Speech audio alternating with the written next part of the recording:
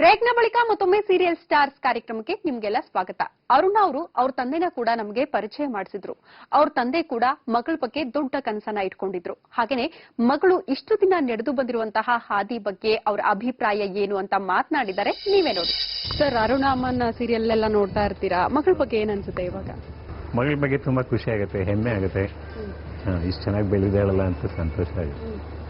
ಮಗಳು ಹುಟ್ಟಿದಾಗ ಅನ್ಕೊಂಡಿದ್ರ ಇಷ್ಟು ಮಟ್ಟಕ್ಕೆ ಬೆಳೀತಾ? ಇಲ್ಲ ಇಲ್ಲ ಇಲ್ಲ ಇಲ್ಲ ಅನ್ಕೊಂಡಿರ್ಲಿಲ್ಲ. ಆಮೇಲೆ ಅನ್ಕೊಂಡಿರಲ್ಲ, ಅವಳು ಕಾಲೇಜಲ್ಲಿ ಹೋದಾಗ್ಲೂ ಅನ್ಕೊಂಡಿರಲಿಲ್ಲ ಇಷ್ಟು ಇಂತ ಇದಕ್ಕೆ ಫೀಲ್ಡ್ ಬರ್ತಾಳೆ ಅಂತ. ಸೊ ಏನ್ ಕನಸ್ಕೊಂಡಿದ್ರಿ ಮಗಳು ಹುಟ್ಟಿದಾಗ ನೀವು? ಮಗಳು ಹುಟ್ಟಿದಾಗ ಅವಳಿಂದ ಚೆನ್ನಾಗಿ ಓದಿಸ್ಬೇಕು, ಒಳ್ಳೆ ಇದನ್ನ ಕೊಡಿಸಿ, ಎಜುಕೇಶನ್ ಕೊಡಿಸಿ, ಅವಳಿಗೆ ಇಷ್ಟ ಆದ ಎಜುಕೇಶನ್ ಕೊಡಿಸಿ ಯಾವ್ದಾದ್ರು ಒಂದು ಪರ್ಟಿಕ್ಯುಲರ್ ಲೈನ್ಗೆ ಅವಳನ್ನ ಕಳಿಸ್ಬೇಕು ಅಂತ ಅನ್ಕೊಂಡಿದ್ವಿ. ಅರುಣಮ್ಮ ಅಪ್ಪನ ಜೊತೆ ಕಳೆದಿರುವಂತಹ ಬೆಸ್ಟ್ ಮೂಮೆಂಟ್ಸ್, ಸ್ವೀಟ್ ಮೆಮರೀಸ್ ಯಾವ ರೀತಿ ಇದೆ? ಬೆಸ್ಟ್ ಮೂಮೆಂಟ್ಸ್, ನಾವ್ ಚಿಕ್ಕವರಿದ್ದಾಗ ಹೊರಗಡೆ ಹೋಗ್ತಾ ಇದ್ವಿ. ಆ ಟೈಮ್ ನೆನ್ಸ್ಕೊಂಡ್ರೆ ತುಂಬಾ ಖುಷಿ ಅನ್ಸುತ್ತೆ. ನನ್ಗಿಬ್ರು ಇನ್ನಿಬ್ರು ಸಿಸ್ಟರ್ಸ್ ಇದ್ದಾರೆ. ನಾವು 3 ಜನ ನಮ್ಮ ಅಪ್ಪ ಅಮ್ಮ ಎಲ್ಲ ಹೊರಗಡೆ ಹೋದಾಗ ಮೈಸೂರು ಆತರ ಎಲ್ಲ ಹೋಗಿದ್ವಿ ಟ್ರಿಪ್. ಆ ಮೂಮೆಂಟ್ಸ್ ಎಲ್ಲ ನೆನ್ಸ್ಕೊಳಕ್ ತುಂಬಾ ಖುಷಿ ಅನ್ಸುತ್ತೆ. ಆಮೇಲೆ ಹಬ್ಬದಲ್ಲಿ ಎಲ್ಲಾರು ನಮ್ಮ ಅಪ್ಪನ ಬ್ರದರ್ಸ್, ಅವ್ರ ಮಕ್ಕಳು, ನಮ್ಮ ಅಮ್ಮನ ಕಡೆ ರಿಲೇಟಿವ್ಸ್ ಆತರ ಎಲ್ಲ ಸೇರಿದಾಗ ಚೆನ್ನಾಗಿರುತ್ತಲ್ಲ ಒಂದು ಫಂಕ್ಷನ್ ವಾತಾವರಣ. ಅದನ್ನ ಜ್ಞಾಪಿಸ್ಕೊಳ್ಳಕ್ಕೆ ತುಂಬಾ ಚೆನ್ನಾಗಿ ಅನ್ಸುತ್ತೆ. ನಾವ್ ಈಗ್ಲೂ ಸೇರ್ತಿರ್ತೀವಿ ಆತರ ಕಸಿನ್ಸ್ ಗ್ರೂಪ್ ಆತರ ಎಲ್ಲ. ಅವಾಗ ಹಳೇದನ್ನೇ ಜಾಸ್ತಿ ಜ್ಞಾಪಿಸ್ಕೊತಾ ಇರ್ತೀವಿ. ಈಗಿನ ಕ್ಷಣ ಎಂಜಾಯ್ ಮಾಡಕ್ಕಿಂತ ಜಾಸ್ತಿ ಹಳೇದನ್ನ ಜ್ಞಾಪಿಸ್ಕೊತಾ ಇರ್ತೀವಿ. ಸೊ ಎಲ್ಲೋ ಒಂದ್ ಕಡೆ ಅಪ್ಪನ್ನ ಅಥವಾ ಫ್ಯಾಮಿಲಿನ ಮಿಸ್ ಮಾಡ್ಕೋತೀನಿ ಅಂತ ಅನ್ಸುತ್ತಾ? ಶೂಟ್ ಹೋಗಿರುವಂತಹ ಟೈಮಲ್ಲಿ ಇಡೀ ದಿನ ಅಲ್ಲೇ ಹೋಗ್ಬಿಡುತ್ತೆ, ಟೈಮ್ ಸ್ಪೆಂಡ್ ಮಾಡ್ತೀರಾ? ಆತರ ಆಗುತ್ತೆ. ನಾವೆಲ್ಲ ಒಂದೇ ಮನೇಲೆ ಇದೀವಿ ಈಗ, ಬಟ್ ಮಾತಾಡಕ್ಕೆ ಒಂದ್ 3 days ತರ ಆಗ್ಬಿಡುತ್ತೆ. ಒಂದೊಂದ್ಸಲ ಹಾಗೆ ಇದು ಅವಳು ಬರೋದು ಸ್ವಲ್ಪ ಲೇಟ್ ಆಗುತ್ತೆ. ಒಂದ್ಸಲ ದೂರದಿಂದ ಬರ್ಬೇಕಿದೆ, ಎಷ್ಟೊತ್ತಿಗೆ ನಾವು ನಿದ್ದೆ ಮಾಡ್ಬಿಡ್ತೀವಿ.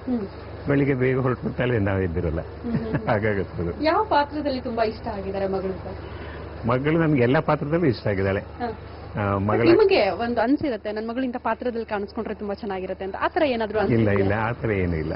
ಎಲ್ಲ ಸೌಮ್ಯವಾದ ಎಲ್ಲ ಪಾತ್ರಗಳು ನನ್ಗೆ ಇಷ್ಟ ಆಗುತ್ತೆ. ಸೌಮ್ಯ ಡೀಸೆಂಟ್ ಆಗಿರೋದು ಯಾವ್ದಾದ್ರು ಇಷ್ಟ ಆಗುತ್ತೆ.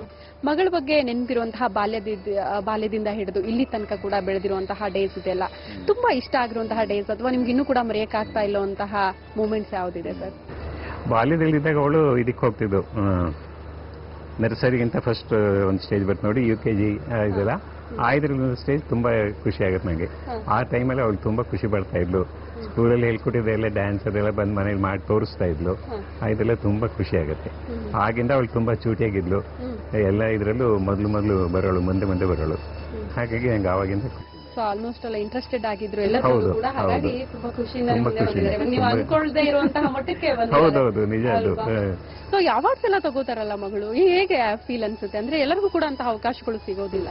ನಿಮ್ಮ ಮಗಳು ಅಂಥದ್ರಲ್ಲಿ ಒಂದು ಪ್ರತಿಭೆ, ಅವಾಗ ನಂಗೆ ತುಂಬಾ ಖುಷಿ ಆಗುತ್ತೆ. ಬೇರೆಯವ್ರಿಗೆ ಸಿಗದೆ ಚಾನ್ಸ್ ಇವಳಿಗೆ ಸಿಗ್ತಾ ಇದೆಯಲ್ಲ, ಇವಳಿಷ್ಟು ಮುಂದೆ ಬರ್ತಿದ್ದಾಳಲ್ಲ, ಪರವಾಗಿಲ್ಲ, ತುಂಬಾ ಅಂತ ತುಂಬಾ ಖುಷಿ ಆಗುತ್ತೆ, ಸಂತೋಷ ಆಗುತ್ತೆ. ಆ ಟೈಮಲ್ಲೆಲ್ಲ ಅವಳ ಸೀರಿಯಲ್ ಎಲ್ಲ ನೋಡ್ತೀನಿ ನಾನು, ಯಾವ್ದು ಮಿಸ್ ಮಾಡ್ತೀನಿ. ಮಗಳಿಗೆ ಈ ಮುಖಾಂತರ ಹೇಳ್ಬೇಕು ಅಂದ್ರೆ ಏನ್ ಹೇಳಕ್ ಇಷ್ಟಪಡ್ತೀರಾ? ಮಗಳಿಗೆ ಹೇಳಿದ್ರು ನಾನು ಅದೇ, ಹೀಗೆ ಮುಂದೆ ಬಾ, ಇನ್ನು ಎಷ್ಟು ಸಾಧ್ಯ ಆಗುತ್ತೆ ಅಷ್ಟು ಮುಂದೆ ಬಾ ಅಂತ. ಹಾಗೆ ಅವಳಿಗೆ ರಾಜ್ಯ ಅವಾರ್ಡ್ ಸಿಕ್ಕಿದಾಗ್ಲೂ ನನಗೆ ತುಂಬಾ ಖುಷಿ ಆಯ್ತು. ಆ ಸಿನಿಮಾ ನೋಡಿದ ದಿನನೇ ನಾ ಹೇಳಿದೆ ಆ ಡೈರೆಕ್ಟರ್ ಬಂದು ಹೊರಗಡೆ ಬಂದು ಕಪಾಲಿ ಟಾಕೀಸ್ ಹತ್ರ ಅವ್ರು ಸ್ವಲ್ಪ ಬೇಜಾರು ಮಾಡ್ಕೊಂಡು, ಜನರೇ ಬರ್ತಿಲ್ಲ, ಏನ್ ಮಾಡೋದು ಹೇಗೆ ಅಂತ ನಾನು ಹೇಳಿದಾಗ, ನೀವು ಇದನ್ನ ಹಳ್ಳಿಗಳ ಕಡೆ ತಗೊಂಡೋಗಿ, ಪಟ್ಟಣದಲ್ಲಿ ಅಷ್ಟು ಇದಾಗಲಿರೋ ಹಳ್ಳಿಗಳ ಕಡೆ ತುಂಬಾ ಚೆನ್ನಾಗಿ ಓಡುತ್ತೆ, ಮತ್ತೆ ಇದಕ್ಕೆ ನಿಮ್ಗೆ ಸ್ಟೇಟ್ ಅವಾರ್ಡ್ ಸಿಗುತ್ತೆ ಸಿನಿಮಾಗೆ. ಹಾಗೆ ನನ್ನ ಮಗಳಿಗೂ ಅವಾರ್ಡ್ ಸಿಗೋ ನಂಬಿಕೆ ನನಗಿದೆ. ಹೌದು, ನನಗೆ ತುಂಬಾ ಖುಷಿ ಆಯ್ತು ಅವ್ರ ಮಾತು ಕೇಳಿದಾಗ. ಅದು 2 ವರ್ಷ ಆದ್ಮೇಲೆ ಲೇಟ್ ಆಗಿ ಅವ್ರು ಅನೌನ್ಸ್ ಮಾಡಿದ್ರು. ಅಲ್ಲಿ ಅಷ್ಟೊತ್ತಿಗೆ ನನಗೆ ತುಂಬಾ ಬೇಜಾರಾಗ್ಬಿಟ್ಟಿತ್ತು, ಯಾಕೆ ಇವ್ರು ಎಲ್ಲೂ ಇದು ಮಾಡ್ತಾ ಇಲ್ಲ, ಏನಾದ್ರು ನೋಡ್ತಾನೆ ಇಲ್ಲ, ಅದು ಸುದ್ದಿನೇ ಇಲ್ಲ ಅಂತ. ಆಮೇಲೆ ಅನೌನ್ಸ್ ಆದಾಗ ನಂಗೆ ತುಂಬಾ ಖುಷಿ ಆಯ್ತು ಆ ಬಗ್ಗೆ. ಚಿಕ್ಕ ವಯಸ್ಸಿನಿಂದಲೂ ಕೂಡ ಇವನ್ ನಾವೆಲ್ಸ್ ಓದೋದು ಅಂದ್ರೆ ತುಂಬಾ ಇಷ್ಟ ಅಂತೆ? ಹೌದು, ನಿಜ. ನನ್ನ ತಂದೆಯವ್ರಿಗೆ ಓದೋ ಅಭ್ಯಾಸ ತುಂಬಾ ಇದೆ. ಮೇ ಬಿ ಇವರಿಂದ ನನಗೂ ಅದು ಸ್ವಲ್ಪ ಬಂದಿದೆ. ಹೌದು. ಯಾವ ನಾವೆಲ್ಸ್ ಓದಿದೀರಾ ತುಂಬಾ ಇಂಟ್ರೆಸ್ಟೆಡ್ ಆಗಿರುವಂತಹ? ನಾನ್ ಫಸ್ಟ್ ಇದರಿಂದ PUC ಇಂದ ಓದಕ್ಕೆ ಸ್ಟಾರ್ಟ್ ಮಾಡಿದ್ದು.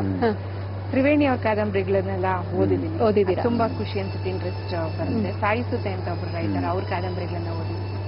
ಈಗ ಶೂಟಿಂಗ್ ಟೈಮಲ್ಲಿ ಪುಸ್ತಕ ಇಟ್ಕೊಂಡಿರ್ತೀನಿ. ನಮಗ್ ಮಧ್ಯೆ ಯಾವಾಗಲೂ 1 hour ಗ್ಯಾಪ್ ಇದೆ, half an hour ಗ್ಯಾಪ್ ಅಂದವಾಗ ಓದ್ತೀನಿ.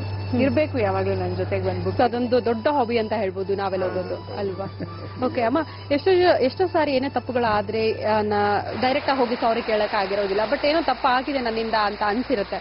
ಬಟ್ ಈ ಮುಖಾಂತರ ಅಂತಹ ಯಾವ್ದಾದ್ರು ಘಟನೆಗಳು ನಡೆದಿದ್ರೆ ಸಾರಿ ಕೇಳಕ್ ಇಷ್ಟಪಡ್ತೀರಾ? ಸಾರಿ ಕೇಳಕ್ಕೆ ಅಂದ್ರೆ ನನ್ನ ಜೊತೆ ವರ್ಕ್ ಮಾಡುವಂತಹ ಎಲ್ಲ ಆರ್ಟಿಸ್ಟ್ಗಳಿಗಾಗ್ಲಿ, ಟೆಕ್ನಿಷಿಯನ್ಸ್ಗಾಗ್ಲಿ, ಅಥವಾ ಯಾರಿಗಾದ್ರೂ ಆಗ್ಲಿ, ಲೊಕೇಶನ್ ಯಾರಿಗಾದ್ರೂ ಆಗ್ಲಿ, ಏನಾದ್ರೂ ಅಂದ್ರೆ ಗೊತ್ತಿಲ್ಲದೆ ಹರ್ಟ್ ಆಗಿದ್ರೆ ನನ್ನ ಕಡೆಯಿಂದ ಅಥವಾ ಮಾತಾಡಿದ್ರೆ, ಇಲ್ಲ ಕೆಲವೊಬ್ರು ಎಕ್ಸ್ಪೆಕ್ಟ್ ಮಾಡಿರ್ತಾರೆ, ಬಂದ ತಕ್ಷಣ ಇವ್ರು ನಂಗೆ ಹಲೋ ಹೇಳ್ತಾರೆ, ಮಾತಾಡ್ತಾರೆ. ನಮ್ಗದು ಬೇಕು ಅಂತ ಮಿಸ್ ಆಗಿರಲ್ಲ, ಬೈ ಚಾನ್ಸ್ ನೋಡದೆ ಹೋಗಿರ್ಬೋದು ಅಥವಾ ಮಿಸ್ ಆಗಿರ್ಬೋದು. ಹಾಗೇನಾದ್ರೂ ಆಗಿದ್ರೆ ದಯವಿಟ್ಟು ಕ್ಷಮಿಸಿ. ಬೇಕು ಅಂತ ನಾನು ಮಾಡಿರೋ ತಪ್ಪಲ್ಲ ಇದು. ಬೈ ಚಾನ್ಸ್ ನನ್ನಿಂದ ಆಗಿದ್ದಿರ್ಬೋದು, ಆಗಿರುತ್ತೆ. ಎಲ್ಲರೂ ತಪ್ಪು ಮಾಡಿರ್ತಾರೆ, ಇಲ್ಲ ಅಂತೆಲ್ಲ ಆಗಿರುತ್ತೆ. ಬೇಜಾರು ಮಾಡ್ಕೋಬೇಡಿ, ಅದನ್ನ ಹೇಳಕ್ ಇಷ್ಟಪಡ್ತೀನಿ. ಸಾರಿ ಆಯ್ತು. ಇನ್ನು ಥ್ಯಾಂಕ್ಸ್ ಹೇಳ್ಬೇಕು ಅಂದ್ರೆ ಡೈರೆಕ್ಟ್ ಆಗಿ ಥ್ಯಾಂಕ್ಸ್ ಕೂಡ ಹೇಳಕ್ ಆಗಿರೋದಿಲ್ಲ, ಅಥವಾ ಏನೋ ಹೆಲ್ಪ್ ಆಗಿರುತ್ತೆ. ಸಮ್ಟೈಮ್ಸ್ ಯಾರು ತುಂಬಾ ಬೇಕಾಗಿರ್ತಾರೆ, ಅಂಥವ್ರು ಯಾರಿಗೆ ಥ್ಯಾಂಕ್ಸ್ ಹೇಳಕ್ ಇಷ್ಟಪಡ್ತೀನಿ? ಒಬ್ರು ಅಂತ ಹೇಳಿದ್ರೆ ತುಂಬಾ ತಪ್ಪಾಗತ್ತೆ. ಫಸ್ಟ್ ಆಫ್ ಆಲ್ ನನ್ನ ಫ್ಯಾಮಿಲಿಗೆ ಥ್ಯಾಂಕ್ಸ್ ಹೇಳಕ್ ಇಷ್ಟಪಡ್ತೀನಿ. ನನ್ನ ಪೇರೆಂಟ್ಸ್, ಇನ್ ಲಾಸ್, ಪರ್ಟಿಕ್ಯುಲರ್ಲಿ ನನ್ನ ಹಸ್ಬೆಂಡ್, ಮಗಳು, ಎಲ್ರಿಗೂ. ಇಷ್ಟು ಜನ ನನ್ನ ಒಂದು ಫಸ್ಟ್ ರೌಂಡ್ ಕುಟುಂಬ ಅಂತ ತುಂಬಾ ಥ್ಯಾಂಕ್ಸ್ ಹೇಳಕ್ ಇಷ್ಟಪಡ್ತೀನಿ. ಅಂಡ್ ಎಲ್ರಿಗೂ, ನಮ್ಮ ಟೆಕ್ನಿಷಿಯನ್ಸ್ಗೆ, ನಮ್ಮ ಕೋ ಆರ್ಟಿಸ್ಟ್ಗಳಿಗೆ, ಅಂಡ್ ನಮ್ಮ ಅಸಿಸ್ಟೆಂಟ್ಗಳು ಬಂದಿರ್ತಾರೆ, ಅವ್ರಗಳಿಗೆ ತುಂಬಾ ಪ್ರೀತಿಯಿಂದ ನೋಡ್ಕೊಂಡಿರ್ತಾರೆ.